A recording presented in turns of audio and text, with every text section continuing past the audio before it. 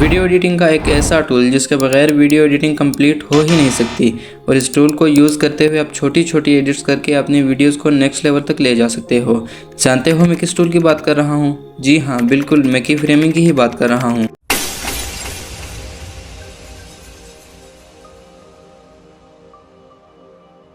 बहुत से यूट्यूबर्स अपनी वीडियोस में की फ्रेमिंग का इस्तेमाल करके अपनी वीडियोस को कूल और प्रोफेशनल बनाते हैं।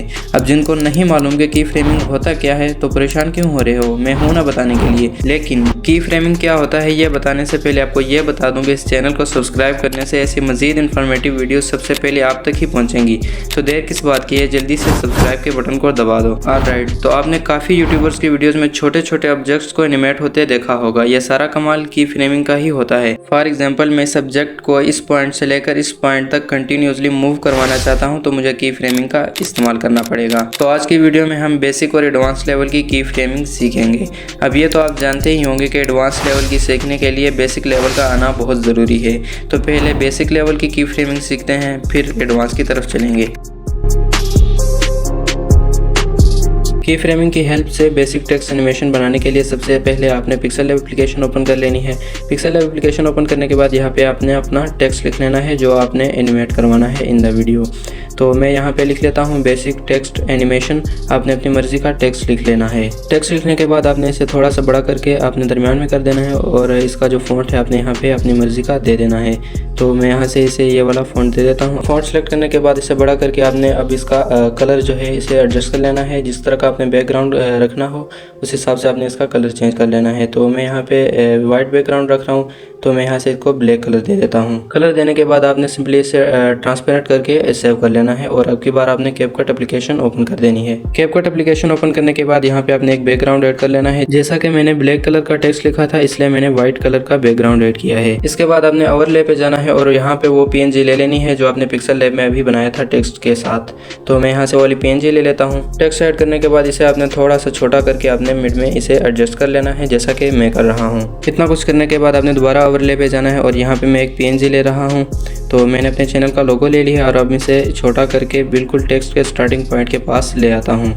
इसके बाद आपने लोगो वाली PNG की जो टाइम लाइन है उसे आपने सेट करके पूरी वीडियो पे लगा देना है। इस सब के बाद आपने लोगो वाली PNG के स्टार्ट में आके की फ्रेम ऐड कर लेना है और थोड़ा सा आगे 2 सेकंड का गैप रख के या उससे ज़्यादा जितना आपने रखना हो आपने इसकी पोजीशन चेंज कर देनी है। जैसा कि मैं इस टेक्स्ट के बिल्कुल आखिर में लेके जा रहा हूँ तो यहाँ पे ऑटोमेटिकली एक की फ्रेम ऐड हो जाएगा। तो यहाँ पे इस लोगो वाली PNG का काम खत्म हो जाता है। अब की बार आपने टेक्स्ट वाली PNG को सिलेक्ट करना है और इन ऑप्शन में थोड़ा सा आगे जाना है और यहाँ पे आपको एक ऑप्शन मिलेगा मास्क का। तो आपने मास्क वाले ऑप्शन के ऊपर क्लिक कर देना है। मास्क वाले ऑप्शन के ऊपर क्लिक करने के बाद पहला ऑप्शन होगा हॉरिजॉन्टल का। इसके ऊपर आपने क्लिक करके इसे -90 डिग्री पे ले जाना है। इतना कुछ करने के बाद आपने इसे बिल्कुल शुरू में लेके जाना है तो सारा टेक्स्ट हाइड हो जाएगा। तो बिल्कुल स्टार्ट में आके आपने यहाँ पे एक की फ्रेम ऐड कर लेना है। अब की बार जैसे लोगो एनिमेट होता है थोड़ा आगे जाता है आपने एक की फ्रेम ऐड करते जाना है और इस जो लाइन है इसे लोगो के पास लेके जाना है और एक की फ्रेम खुद ब खुद ऐड होता जाएगा। जैसे जैसे लोगो आगे एनिमेट करता है आपने इस लाइन को भी लोगो के पीछे पीछे एनिमेट करवाते जाना है। तो मैं यहाँ पे सारे की फ्रेम इकट्ठे ऐड कर लेता हूँ।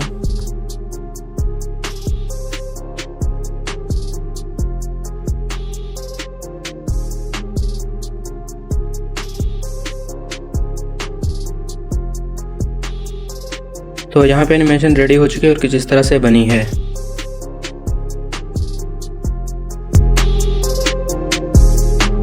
की फ्रेमिंग की मदद से ये वाला एनिमेशन बनाने के लिए आपने सबसे पहले कैपकट एप्लीकेशन ओपन करनी है और वो वाली वीडियो ले लेनी है जिसके अंदर किसी चीज़ को आपने ट्रैक करना है। उसके बाद आपने ओवरले पे जाना है और सर्कल या एरो वाली PNG एक्सपोर्ट कर लेनी है। तो मैंने पिक्सेल लैब पे एक सर्कल वाली PNG बनाई है तो मैं इसे एक्सपोर्ट कर लेता हूँ। आप इसकी जगह पे एरो भी यूज़ कर सकते हैं। PNG एक्सपोर्ट करने के बाद आपने इसे रिसाइज़ कर लेना है। आपने जिस बंदे को ट्रैक करना हो या जिस चीज़ को ट्रैक करना हो उस हिसाब से आपने इसे रिसाइज़ कर लेना है। तो मैं इस वीडियो में इस पर्सन को ट्रैक करने वाला हूँ इसलिए मैंने अपने हिसाब से इस PNG को बिल्कुल छोटा कर दिया है और मैं इसे इसके ऊपर सही से एडजस्ट भी कर लेता हूँ। अब की बार आपने इस PNG की जो टाइम लाइन है इसे पूरी वीडियो पे लगा देना है। तो मैं इसे यहाँ से सेट कर देता हूँ और ये एंडिंग वाला इसे मैं यहाँ पे डिलीट कर देता हूँ। अब शुरू में आने के बाद आपने यहाँ पे एक की फ्रेम ऐड कर लेना है। इस PNG के लेयर को सिलेक्ट करके की फ्रेम ऐड कर लेना है और जैसे जैसे ये बंदा आगे मूव करता जाएगा यहाँ पे आपने की फ्रेम ऐड करते जाना है। इस PNG का जो पोजीशन है इसे चेंज करें, की फ्रेम ऑटोमेटिकली ऐड होता जाएगा। तो मैं यहाँ पे आपका टाइम बचाने के लिए जल्दी जल्दी से सारे की फ्रेम्स ऐड कर लेता हूँ।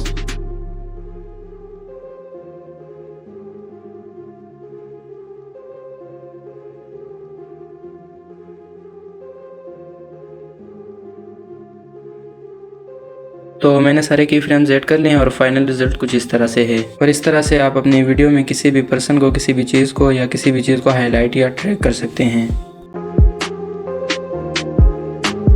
अब ये वाला एनिमेशन बनाना बहुत ही आसान है। इसके लिए आपने कैपकट एप्लीकेशन में बैकग्राउंड ऐड करना है, उसके बाद ओवरले पे जाना है और यहाँ से आपने एक कैरेक्टर ऐड कर लेना है। जैसा कि मैं ये वाला कैरेक्टर ऐड कर रहा हूँ। कैरेक्टर ऐड करने के बाद यहाँ पे आपने इसका साइज़ जो है इसे एडजस्ट कर लेना है अपने हिसाब से। तो मैं इसे थोड़ा सा छोटा करके बिल्कुल मिड में रख लेता हूँ, तो यहाँ पे ठीक रहेगा। तो इसके बाद आपने इसकी टाइमलाइन एडजस्ट कर लेनी है और पूरी वीडियो पे लगा देनी है। पूरी वीडियो पे टाइमलाइन लगाने के बाद आपने फिर से इस PNG को सिलेक्ट करके इस पर एक की फ्रेम ऐड कर लेना है और फिर बिल्कुल आखिर में जाने के बाद आपने एक और की फ्रेम ऐड कर लेना है और फिर इस कैरेक्टर की जो पोजीशन है उसे आपने थोड़ा सा चेंज कर देना है ऊपर या नीचे की तरफ। तो इतना कुछ करने के बाद आपने यहाँ पे की फ्रेम्स के दरम्यान एक ग्राफ दे देना है। ग्राफ पे ऊपर क्लिक करने के बाद यहाँ पे आपको बाउंस 3 एक ग्राफ नज़र आ रहा होगा, आपने इसके ऊपर क्लिक करना है तो आपकी एनिमेशन रेडी हो जाएगी। मैं यहाँ से बाउंस 3 वाले जो ग्राफ है उसे सिलेक्ट कर देता हूँ। तो यहाँ पे आप देख सकते हैं आपकी एनिमेशन रेडी है। अगर आपने ग्राफ में चेंजिंग करनी हो तो आप यहाँ से कर सकते हैं। ओके, तो की फ्रेमिंग की मदद से बॉक्स एनिमेशन बनाने के लिए सबसे पहले आपने कैपकट एप्लीकेशन में एक बैकग्राउंड ऐड कर लेना है। बैकग्राउंड ऐड करने के बाद आपने कुछ PNGs यहाँ पे ऐड करनी होगी जो इजीली आपको गूगल से मिल जाएंगी। अब की बार इन PNGs को आपने छोटा करके कुछ इस तरह से एडजस्ट कर लेनी है और इनकी टाइमलाइन भी सेट कर देनी है। अब की बार एक और PNG आपने ले लेनी है और इसको बिल्कुल छोटा करके आपने इस तरह से रखनी है जैसे कि ये बॉक्स के अंदर हो। अब की बार आपने इस PNG के बिल्कुल स्टार्ट में आना है और एक की फ्रेम यहाँ पे आपने ऐड कर देना है। तो मैंने यहाँ पे एक की फ्रेम ऐड किया और थोड़ा सा आपने आगे करना है और यहाँ पे एक और की फ्रेम ऐड करेंगे। तो यहाँ पे आपने की फ्रेम ऐड कर देना है। ठीक है, मैं यहाँ पे 1 सेकंड का गैप रख लेता हूँ ताकि ये अच्छे से एनिमेट हो और इसकी मैं पोजीशन चेंज कर देता हूँ, इससे बॉक्स से बाहर ले आता हूँ। तो इतना कुछ करेंगे तो यहाँ पे ऑटोमेटिकली एक की फ्रेम ऐड हो जाएगा और कुछ इस तरह से आपकी PNG जो है एनिमेट होना शुरू हो जाएगी। अब की बार इसी PNG के आपने पहले वाले की फ्रेम की जगह पे आना है और यहाँ पे आपको नीचे जो ऑप्शन नज़र आ रहे होंगे, नीचे बिल्कुल यहाँ पे आपको एक मास्क का ऑप्शन मिलेगा ये वाला। तो इसके ऊपर आपने क्लिक करना है। मास्क वाले ऑप्शन के ऊपर क्लिक करने के बाद यहाँ पे हॉरिजॉन्टल आपको नज़र आ रहा होगा, आपने हॉरिजॉन्टल वाला सिलेक्ट कर देना है और जो लाइन नज़र आ रही है इसे बिल्कुल आपने ऊपर कर लेनी है और यहाँ से बॉक्स का जो ओपन हो रहा है बॉक्स यहाँ पे आपने रख लेना है। यहाँ पे रखने के बाद वीडियो को थोड़ा आगे करें और फिर दोबारा इस लाइन को जो है नीचे ले आएँ। तो यहाँ पे की फ्रेम ऐड होते जाएंगे जब तक ये PNG बिल्कुल पूरी तरह शो नहीं हो जाती। आपने इसी तरह की फ्रेम्स ऐड करते जाना है और जब ये PNG पूरी तरह शो हो जाए वहाँ पे थोड़ा सा आगे करके आपने की फ्रेम ऐड करना है और फिर थोड़ा सा वक्फा रख के आपने इसकी पोजीशन चेंज कर देनी है। तो यहाँ पे इतना कुछ करने के बाद आपका काम ख़त्म हो जाएगा और आपकी बार आपकी जो PNG है वो कुछ इस तरह से एनिमेट हो जाएगी। तो इतना कुछ करने के बाद सिंपल आपने इस PNG के डुप्लिकेट ले लेने हैं। ठीक है, जितने आपने रखने हो तो मैं यहाँ से इसका डुप्लिकेट कर लेता हूँ और इस डुप्लिकेट वाली PNG की जो स्टार्टिंग पोजीशन होगी वो पहले वाली PNG की जो लास्ट की फ्रेम वाली जगह होगी वहाँ से होगी। और इस तरह से आपने जितने भी डुप्लिकेट इसके लेने हो आपने यहाँ से इसे डुप्लिकेट कर लेना है और इसी तरह एडजस्ट कर लेना है। अब बारी आती है जो हमने डुप्लिकेट लिए थे इनको रिप्लेस करने की। तो इनको आपने बारी बारी सिलेक्ट करना है और रिप्लेस पे जाके यहाँ पे आपने और PNGs ऐड कर लेनी है। तो मैं यहाँ से रिप्लेस पे जाता हूँ और यहाँ से मज़ीद दूसरी जो PNGs है वो ऐड कर लेता हूँ। इनको रिप्लेस करने के बाद आपने जो इनका लास्ट वाला की फ्रेम होगा इनकी उस पे जाना है और इनकी पोजीशन चेंज कर देनी है। तो मैं इस दूसरे वाले पे जाता हूँ और इसकी पोजीशन बिल्कुल मिड में कर देता हूँ। यहाँ पे ठीक रहेगा, बिल्कुल ऊपर नहीं नीचे यहाँ पे कर देता हूँ। और जो तीसरा जो हमने डुप्लिकेट लिया था इसके भी लास्ट वाले की फ्रेम पे जाता हूँ और इसकी पोजीशन चेंज कर देता हूँ। तो इतना कुछ करने के बाद आपकी वीडियो रेडी है और फाइनल रिज़ल्ट कुछ इस तरह से है।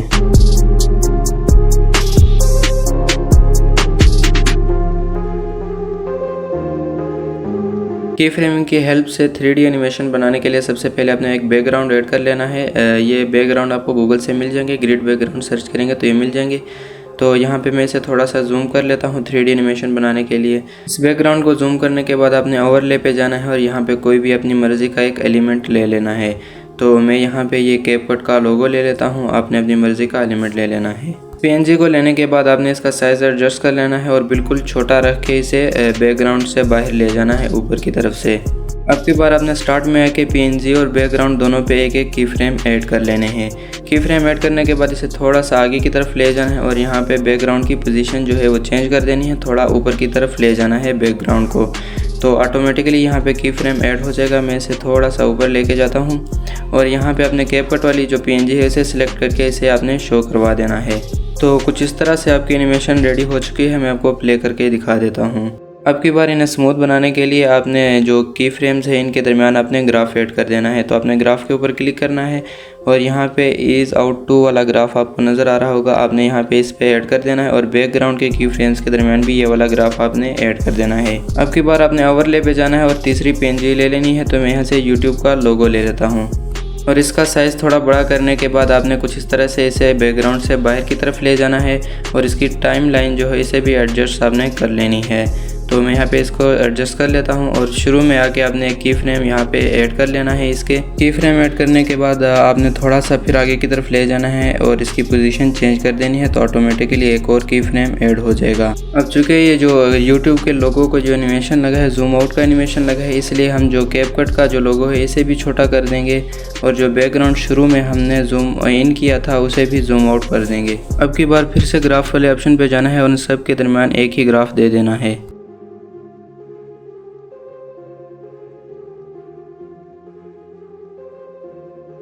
तो यहाँ पे एनिमेशन रेडी हो चुकी है और फाइनल रिजल्ट कुछ इस तरह से है।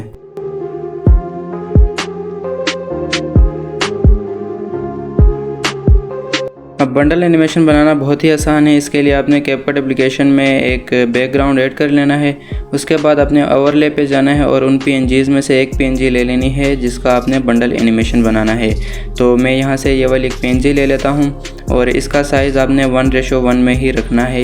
तो उसके लिए आपने ट्रांसफॉर्म में जाना है और यहाँ पे आपने इसका जो साइज़ है उसे आपने एडजस्ट कर लेना है। इसके बाद ओके कर दें और यहाँ पे स्टार्टिंग पोजीशन में आके आपने क्या करना है कि इसे आपने बिल्कुल छोटा करके आपने दरमियान में इस साइड पे आपने इसे रख लेना है।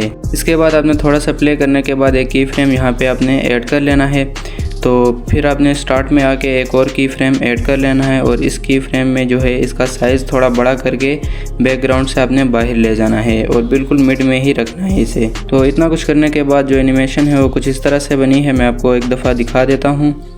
तो ये स्मूथ नहीं है, इसलिए की फ्रेम्स के दरमियान आपको ग्राफ देना पड़ेगा। ग्राफ पे जाएं और यहाँ पे ईज़ आउट 3 वाला ग्राफ आपको नज़र आ रहा होगा, आपने इसके ऊपर क्लिक कर लेना है। ठीक है, इतना कुछ करने के बाद यहाँ पे इसका काम ख़त्म हो जाता है और यहाँ पे जितनी PNGs का आपने बंडल बनाना हो इतने इसके डुप्लिकेट आपने ले लेने हैं। डुप्लिकेट लेने के बाद आपने क्या करना है कि जो पहले वाले का आखिरी लास्ट जो की फ्रेम होगा वहाँ से दूसरे को एनिमेट करवाना है। तो कुछ इस तरह से आपने सबको एडजस्ट कर लेना है और जो आखिरी जो की फ्रेम होगा इन सब का उन पे जाके आपने इनका साइज़ पहले वाले से थोड़ा सा बड़ा रखना है और जो इनकी पोजीशन होगी वो पहले वाले से थोड़ा सा पीछे रख लेना है। इतना कुछ करने के बाद आपने बारी बारी सबको सिलेक्ट करना है, उनको रिप्लेस कर देना है दूसरी PNGs के साथ। इन सबको रिप्लेस करने के बाद आपका बंडल एनिमेशन रेडी हो जाएगा और फाइनल रिजल्ट कुछ इस तरह से है।